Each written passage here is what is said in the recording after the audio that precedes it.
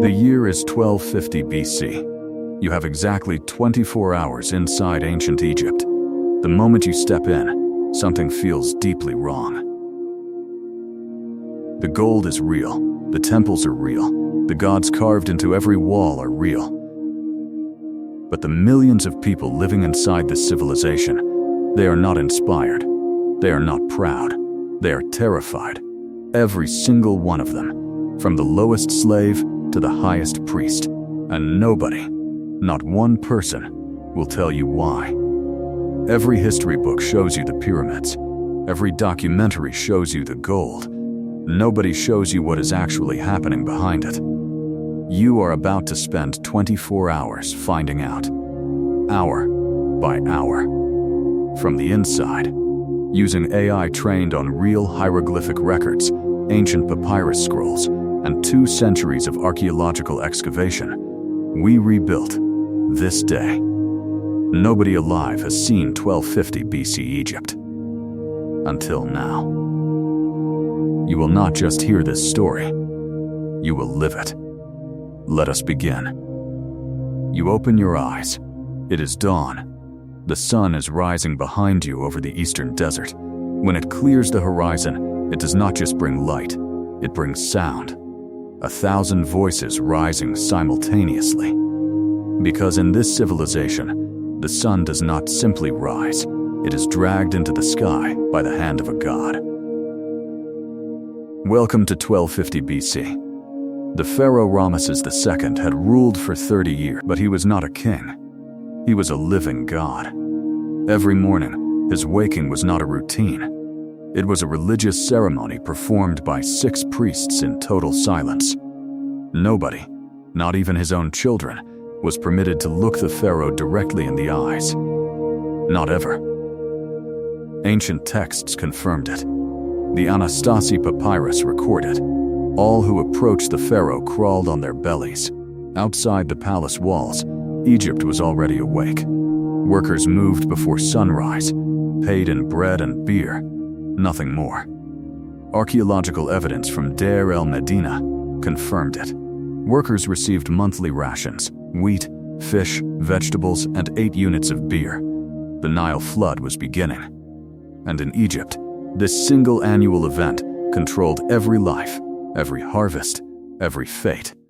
Dawn had shattered everything you thought you knew about Egypt. But the morning that followed held its most dangerous secret. 90% of Egyptians could not read a single hieroglyph, yet they covered every surface of every building. The scribes were the most powerful men in Egypt after the pharaoh. They controlled every record, every tax, every truth. An actual school text survives from this era. It states clearly, a boy's ear is on his back. He listens when he is beaten. Egyptian medicine was extraordinary. The Edwin Smith papyrus, written around this time, recorded 48 surgical cases with clinical precision. The Edwin Smith papyrus diagnosed brain injuries, stitched wounds, set broken bones. Written in 1600 BC, copied from sources even older, Egyptian women could own property, initiate divorce, and stand in court as equals. No other ancient civilization gave them this. Here is what nobody tells you. The pyramids were not built by slaves. Archaeology proved it. Permanently. The morning of Egypt had rewritten history. But midday was where the real darkness lived. And it was waiting. By midday, the Egyptian sun was not warm. It was a weapon. Standing in it without shade could kill you. Egyptian kohl eyeliner was not fashion. It was medicine. It blocked desert glare and killed bacteria around the eyes. Modern analysis confirmed it. Lead compounds in Egyptian kohl actually boosted the immune system against eye infections.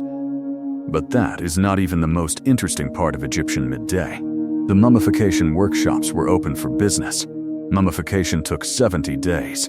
The brain removed through the nose.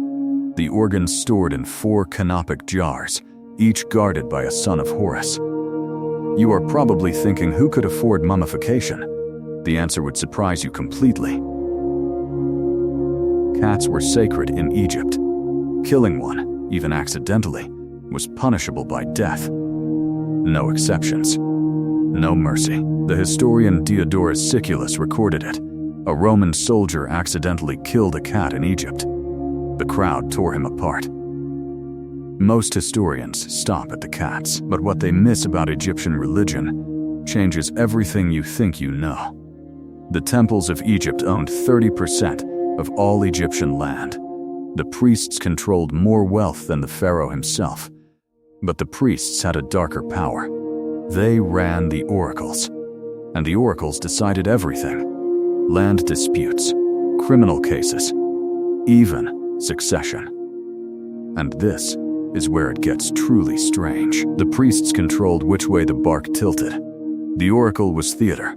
Egyptian punishment was systematic and documented. The papyrus Salt 124 recorded an entire trial: corruption, bribery, and tomb robbery.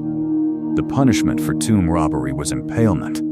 For minor crimes, nose removal, ear removal, forced labor in the copper mines.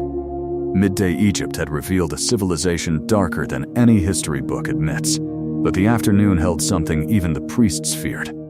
The one thing that could destroy a pharaoh's eternal afterlife was not war. It was the men who built his tomb. Archaeological evidence confirmed it. Most royal tombs were robbed within 100 years of sealing. Some within decades. The tomb robbers were not strangers. The papyrus Salt 124 named them. They were the same workers who built the tombs. Here is what nobody tells you. The Egyptian afterlife was not about heaven. It was about passing a test. And failing meant permanent death. The Book of the Dead was the Egyptian manual for surviving death. It contained 190 spells. Every wealthy Egyptian owned a copy. Here is what nobody talks about. The Egyptian afterlife obsession created the world's first professional middle class. Shakti figures were placed in tombs to work for the dead in the afterlife. Wealthy Egyptians were buried, with 400 of them. Egyptian love poetry was real, specific, and surprisingly modern. The Chester Beatty Papyrus I, a real document, preserved 47 Egyptian love poems. When you understand what Egyptians feared most, everything about this civilization suddenly makes complete sense. The pharaoh was not just a ruler. He was the only thing standing between Egypt and the collapse of the entire universe. Egypt's greatest military battle was Kadesh, 1274 BC. Ramesses claimed total victory. Both sides actually fought to a standstill. The world's oldest surviving peace treaty was signed after Kadesh. Between Egypt and the Hittites, a copy hangs in the United Nations today. That was just the afternoon. What came next, as the sun dropped toward the western desert, was when Egypt showed its true face. The afternoon had revealed Egypt's power and Egypt's darkness. But Egypt after sunset, that was a world no history book prepares you for. The sunset ritual was as critical as the sunrise. Priests performed it simultaneously at every temple across Egypt. When you understand the Egyptian evening ritual, you understand why this civilization survived without interruption for 3,000 years. Egyptian dinner for most was simple: bread, onions, dried fish, beer. Egypt documented 17 distinct types of beer. Workers received 8 units monthly. Beer was not luxury. Beer was currency. The wealthy Egyptian dinner was a different world entirely. Musicians played. Guests wore scented fat cones that melted perfume onto their hair all evening. The world's oldest perfume factory was found in Cyprus, producing Egyptian formula perfumes 3,000 years ago. The recipes survive. You are probably thinking, this civilization sounds magnificent. It was, for those at the top. But most Egyptians lived very differently. Egypt had no street lighting. After sunset, the city belonged to the priests, the Medjay patrol, and the darkness itself. Egyptian magic was not separate from medicine or religion. It was the same thing. Doctors prescribed amulets alongside surgery. Real tomb curses existed. One inscription reads, "The crocodile shall be against him in the water, the snake on land, the hippo in the river." The famous mummy's curse of Tutankhamun? Archaeologists found no such inscription in his tomb. The newspapers invented it entirely in 1923. Evening had shown you Egypt's beauty and Egypt's truth. But the Egyptian night held something even the pharaoh could not control. After dark, the Nile became the most dangerous place in Egypt. Hippos and crocodiles owned the river at night. Completely. Crocodiles killed hundreds annually. The god Sobek was both feared and worshipped. In Egypt, you could not afford to choose between the two. You are probably wondering, how did anyone sleep in ancient Egypt knowing what lived in the river and the desert around them? Scorpions were a daily reality of Egyptian life. The goddess Serket protected against them. Her priests were also the world's first toxicologists. Egypt had professional dream interpreters.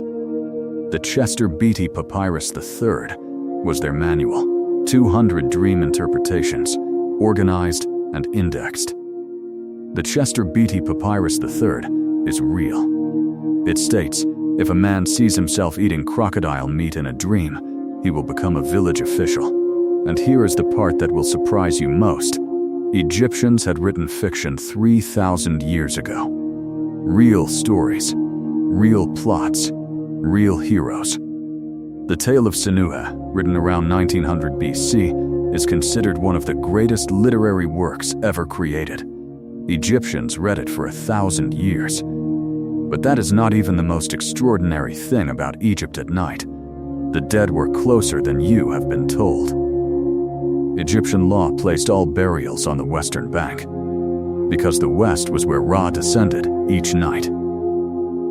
The poorest Egyptians were buried in simple reed mats in the desert sand. The dry heat preserved them just as effectively as natron. Historians call this the Egyptian permanence paradox, a civilization obsessed with eternal life that built the most temporary homes for the living. Egypt had survived its day. 5 million people had lived, prayed, feared, and slept. When you understand what a single day in Egypt actually was, everything about how civilization works makes complete sense. Everything in the modern world that endures, the law, the medicine, the literature, the architecture, has Egyptian fingerprints on it. Historians call this the Egyptian foundation effect. The reason every civilization after Egypt was built on Egyptian bones, knowingly or not. The Egyptian foundation effect is this. Every idea that built the modern world was first tested here. Once you see the Egyptian foundation effect, you cannot unsee it. Egypt did not end. Egypt became the language that civilization speaks. Dawn is returning to Egypt. The civilization that never truly slept is beginning its 24-hour cycle again. The question on your mind right now is the same one that archaeologists have been asking for 200 years. How did one civilization on one river, lasting 3,000 years, create the foundation that every civilization after it built upon? You came in through the smell. You stepped back out through it. Not incense, not gold. Something older. The Nile itself. The priest, the slave, the scribe, the physician, each one, without knowing it, was writing the first chapter of everything that followed. Egypt did not fall in 30 BC when the Romans arrived. Egypt had already won. It had already become everything that came after it. Subscribe, hit like, and tell us, which ancient civilization should we live next? We'll see you in the past.